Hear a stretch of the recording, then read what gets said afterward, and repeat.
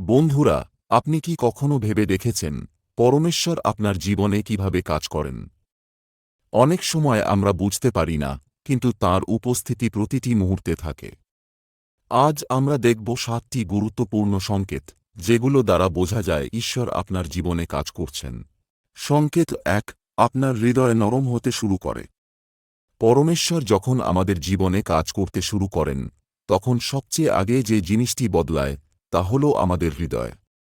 আগে আপনি হয়তো অহংকারী ছিলেন, সহজে রাগ করতেন, কিন্তু এখন আপনি নিজের ভুল বুঝতে শুরু করেন। আপনি নিজেকে বড় ভাবা কমিয়ে দেন, অন্যদের ক্ষমা করতে শেখেন। এটাই ঈশ্বরের আত্মার কাজ। ঈশ্বর বলেন, আমি তোমাদের এক নতুন আত্মা দেব এবং তোমাদের চিন্তাধারা পাল্টে দেব। আমি তোমাদের দেহ হতে পাথরের হৃদয় বের করে সেখানে নরম মানুষের হৃদয় স্থাপন করব। যেমন কেউ আগে কারো প্রতি ঘৃণা পোষণ করত, কিন্তু একসময় সে ওই ব্যক্তির জন্য প্রার্থনা করতে শুরু করে। এটি প্রমাণ যে ঈশ্বর তার হৃদয় পরিবর্তন করছেন।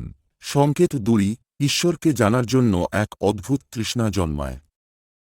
আপনি বাইবেল পড়তে আগ্রহী হন, প্রার্থনা করতে ইচ্ছা করে। যেখানেই ঈশ্বরের কথা বলা হয়, আপনি তা শুনতে চান। এই আগ্রহটা আগে ছিল না, এটা ঈশ্বরই আপনার হৃদয়ে জাগাচ্ছেন। বাইবেল বলে, যে কেউ তৃষ্ণার্ত, সে আমার কাছে আসুক ও পান করুক। অনেকেই বলেন, আমি আগে কখনো বাইবেল পড়িনি, কিন্তু এখন মনে হয় না পড়লে কিছু একটা মিস করছি। এই অনুভূতি ঈশ্বরের টান। সংকেত ৩, আপনি পাপ থেকে দূরে সরে যেতে থাকেন। যে কাজ একসময় আনন্দ দিত, এখন তা করতে গিয়ে অপরাধ বোধ হয়। আপনি আর নিজের ভুলকে যুক্তি দিয়ে ঢাকতে পারেন না। আপনার মধ্যে পাপ সম্পর্কে একটা আত্মজ্ঞান তৈরি হয়। যোহন 16:8 বাইবেল বলে, পবিত্র আত্মা এসে পৃথিবীকে পাপ, ধার্মিকতা ও বিচার সম্পর্কে বোঝাবে। যেমন কেউ নিয়মিত মিথ্যা বলত বা পর্নোগ্রাফিতে আসক্ত ছিল, কিন্তু ঈশ্বরের কাজের ফলে সে ধীরে ধীরে নিজেকে মুক্ত করতে শুরু করে। সংকেত ৪, আপনি ভিতর থেকে এক অলৌকিক শান্তি অনুভব করেন। এই শান্তি বাইরের পরিস্থিতির উপর নির্ভর করে না। সমস্যার মধ্যেও আপনি স্থির থাকেন। আপনি বুঝতে পারেন, সবকিছু ঈশ্বরের হাতে আছে। এই বিশ্বাসী শান্তির উৎস। বাইবেল বলে, ঈশ্বরের শান্তি যা বোধের ঊর্ধ্বে, তা তোমাদের হৃদয়কে রক্ষা করবে। অনেকে ভয়, টেনশন বা দুশ্চিন্তায় থাকতেন, কিন্তু ঈশ্বরের সাথে সম্পর্ক গড়ে ওঠার পর তা কমে যায়, কারণ ঈশ্বরই তাদের আশ্রয়। সংকেত ৫, আপনার প্রার্থনার উত্তর পাওয়া শুরু হয়। সব প্রার্থনার উত্তর হয়তো সাথে সাথে পাওয়া যায় না, কিন্তু আপনি দেখবেন, যেসব দরজা আগে বন্ধ ছিল, তা এখন খুলছে। আপনি বুঝতে পারেন, ঈশ্বর আপনার প্রতি সাড়া দিচ্ছেন। জিরমিয়া 33:3 বাইবেল বলে, ডাকো আমায়, আমি উত্তর দেব।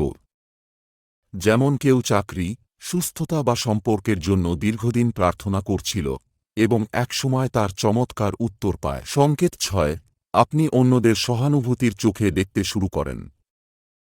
আগে হয়তো আপনি বিচার করতেন, ও তো পাপী, ওকে শাস্তি হওয়া উচিত। এখন আপনি বলেন, ওর জন্য আমি প্রার্থনা করব। আপনি বুঝতে শেখেন, অন্যরা যেমন দুর্বল, আপনিও তেমনি।